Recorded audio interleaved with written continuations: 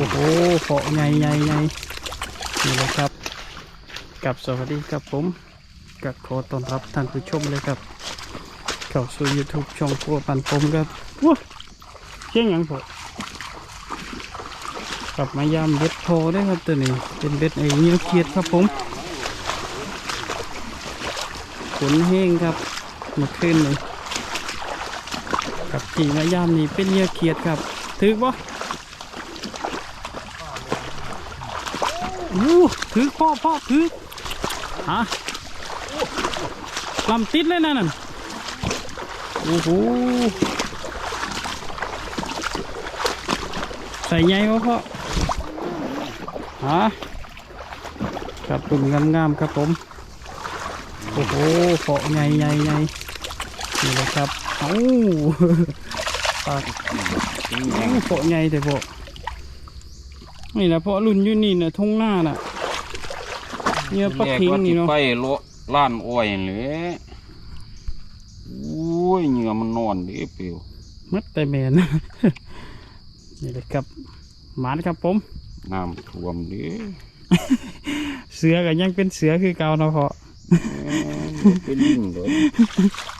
โอ้ยแน่นอนครับผมยามได้สองหลังครับนี่น้ำเลยหล่นนี่เต็มหนึ่งแล้วป้างามเนาะเพาะ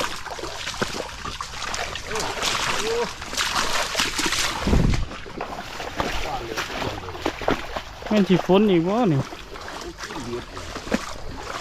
กับปลาเลนหลายยังได้พี่น้องนี่เลนในตามปลานี่เลยครับปลาหัวลิงครับผมเบ็ดจักหลังพ่อเบ็ดจักหลัง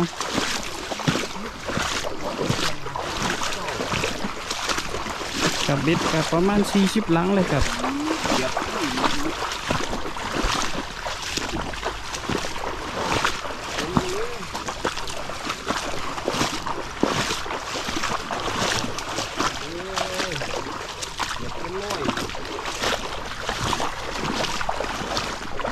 น้ำขึ้นแห้งเลยน้องพ่อหนึ่งบึงขับน้ำมันขึ้นได้ครับตัวนี้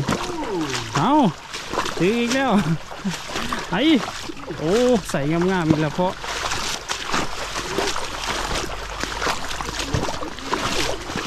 เดี๋ยวครับน้ำขึ้นได้ครับเลยเขียดมันก็นอนนะโอ้เบ็ดไหมนะนี่โอ้ครับน้ำขึ้นเบ็ดนอนครับผมไหวเนื้อนอนเนาะเพราะนอนน้ำมันอาจจะกินเล็กจังน้อยครับ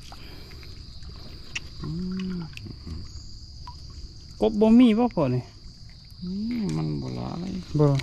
ใช้ได้หลายก็ไหวคนละโคนี่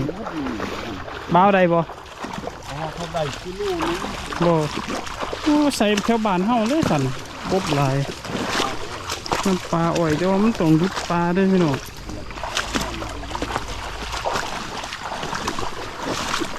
เกาะปลามันก็อยู่นี่ครับปลามันขยายพันธุ์ใดได้พี่น้องไปสินี่เกี่ยวบ้านผมนี่ปลามันสิไข่ตามปลาตามนี่เลยครับเลยเกี่ยวกันน่ะ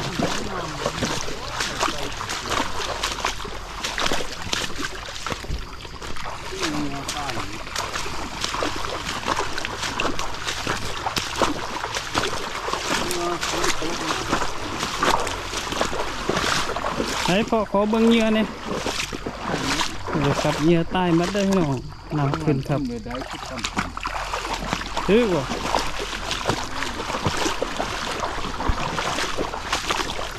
คนนานั่นใส่เหยื่อปลาเข็งคือบ่พอ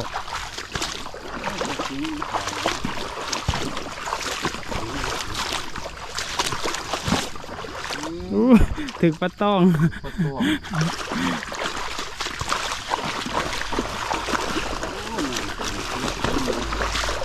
ตุนโลบ่เห็นกินพอเถื่อนแล้วเนาะพอกับตัวนี้อยู่ตั้งปลาได้พี่น้อง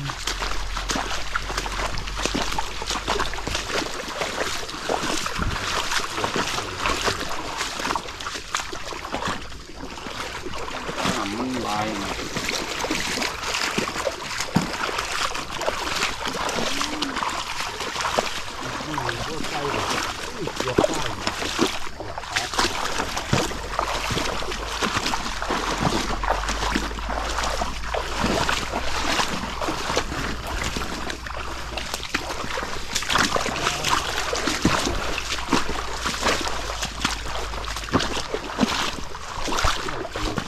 เฮ้ย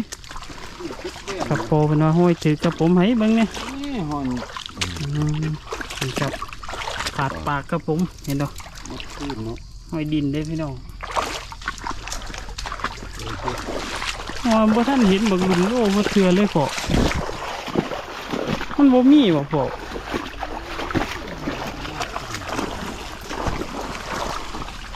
ว่างร้อน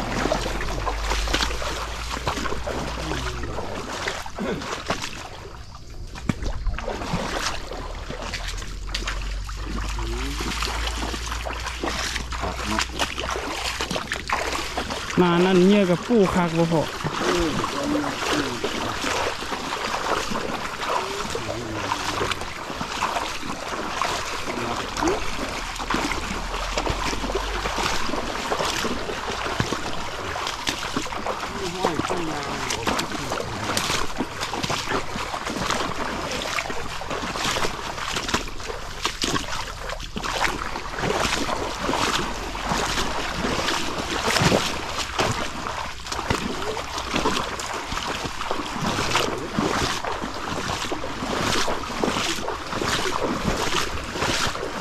กลับมาสายมีเงียบครับผม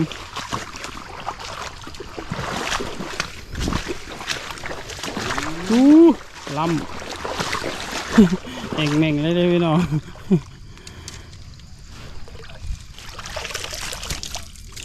เป็นเริ่มตีน แม่ละ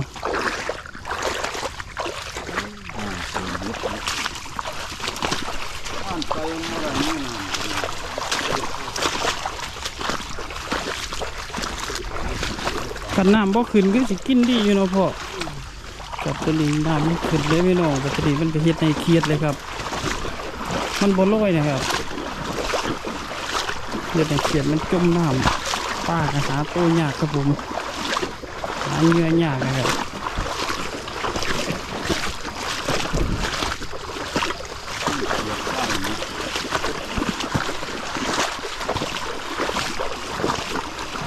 ป้าเรียนได้หลายเลยครับเนี่ย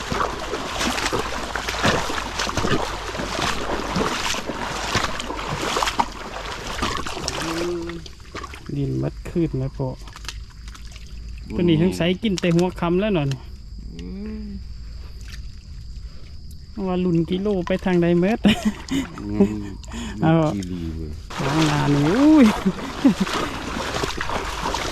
ใส่งามๆครับผมโอ้โหเพาะกับลุ่นงามๆครับ ใส่นี่เลยกำลังดี ว่าบักลุ่นเข็นลุ่นตัวเล็กคือยังบ่กินให้เหรอนี่ครับมีเขียดพอเลยเอาทาครับผมถึกบ่เดี๋ยวก่อนพ่อโอ้ตายครับผมตัวนี้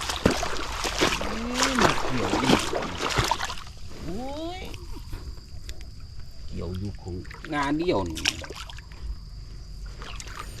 ขึ้นบ่ได้เดิ ขางน้องวานเอาบ่กินนะในปลาได้นี่ จานใสเขาก็ได้นี่ เด็ดปลานะถือก่อนเอาใส่ใหญ่วะพ่อโอ้ตัวนั้นส่งสีใหญ่ได้พี่น้องไปเบิ่งกันครับโอ้พ่อส่งใหญ่ลีพ่อตัวหนึ่งฮักพ่อตัวหนึ่งพ่อจับเขียนมาตืมน้ำบ่พ่อจับเขียนมาตืมน้ำนะ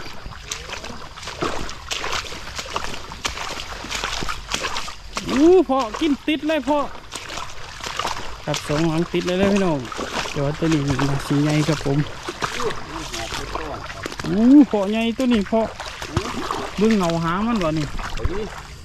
ดูครับส่งสีใหญ่เลยพี่น้องกินบนนั้น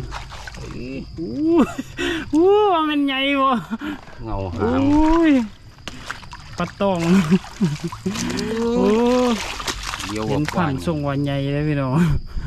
เพราะกับว่าใหญ่เบี้ยกับว่าใหญ่แล้วเนาะอ๋อ นี่เริ่มดี มันหลายกว่าตัวใหญ่ดิต้องไปกินก่อนเลยนะหลังถึงนายกระถือครับผม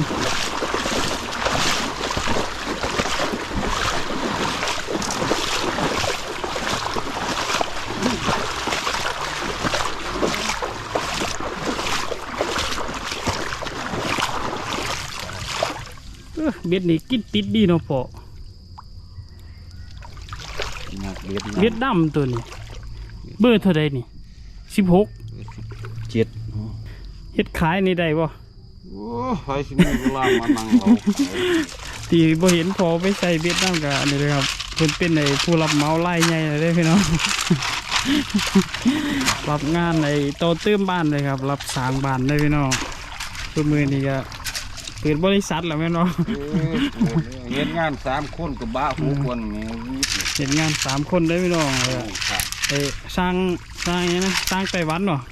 ลุงสารแล้วก็ลุงชาติเลยครับแล้วก็โพด้วยพี่น้อง3 คนครับ อยากเบ็ดยาม ได้เบิ่งเบ็ด เปลี่ยนเดือนนี้มันบ่เห็นหู พอใส่ขอเบอร์ใด เบอร์17ครับโพเป็นใส่ขอเบอร์17ได้พี่น้องใต้ปลาปักแหลมเลยครับตัวสีดำนะครับ จูใหม่ อ่ะพอถือเบิ่งพอคือบ่อยากคือเปรียว โอ้ยากมันมาทำกินเหรอ มันซ่านะ แล้วเนาะ แต่ว่ามันดีเลยล่ะ เห็นบ่ห้องเพาะนี่เบิ่งขอเสียว่ะเห็นบ่นี่ โอ้ เดี๋ยวมันชอบ มัน ดูด ยากยามคืนมัน แม่ จู น ด เนาะ บ่เห็นหงส์ก็ยากในหมุงเนาะ นะเดี๋ยวให้เบิ่งเบ็ดครับผมนี่เลยครับงามเด้อพี่น้อง ความโอนนี่ได้เลยเนาะพ่อ บ่โอนแล้ว แม่นเนาะไม่ไผเพิ่นเกดีนำน่ะหาพ่อถือไว้กับงามเด้อพี่น้องความยาวก็อยู่ที่เม็ดกัวได้บ่พ่อนี่เม็ดห้าก วนเลยเม็ด20 บ่กับงามเด้อพี่น้องเนาะ เหมาะสำหรับเหยื่อเขียดเลยครับเหยื่อปลาเข็งใส่ได้บ่นี่หนานั้น หมด คันยาวๆนี่เนาะพ่อ ยาวอยู่มันแข็งหมด แต่เวลาถึกนี่ตีมุนปลาเขาเพิ่นเบิดต้องลงอ่ะคันยาวๆน่ะ ปะ อ่ะให้โชว์เบิ่ง เนาะ นะครับได้ตัวใหญ่ตัวหนึงเด้อพี่น้องจักโลกลัว กลัวเอาถือว่าพอมันอีก โลกลัวครับผมบ่ขัดปนครับเหยื่อเขียดนี่ขับท่วมไอ้โน่นปลาเฮ็ดปวกหมดเลยได้อพี่น้องสายนี่นี่ 90 เจ้าน้อยน้ำซี่กันนะสิอยู่เข้ามาเลยเนาะพ่อ 16 78 ฮะพ่อ 37หลัง38 เบ็ด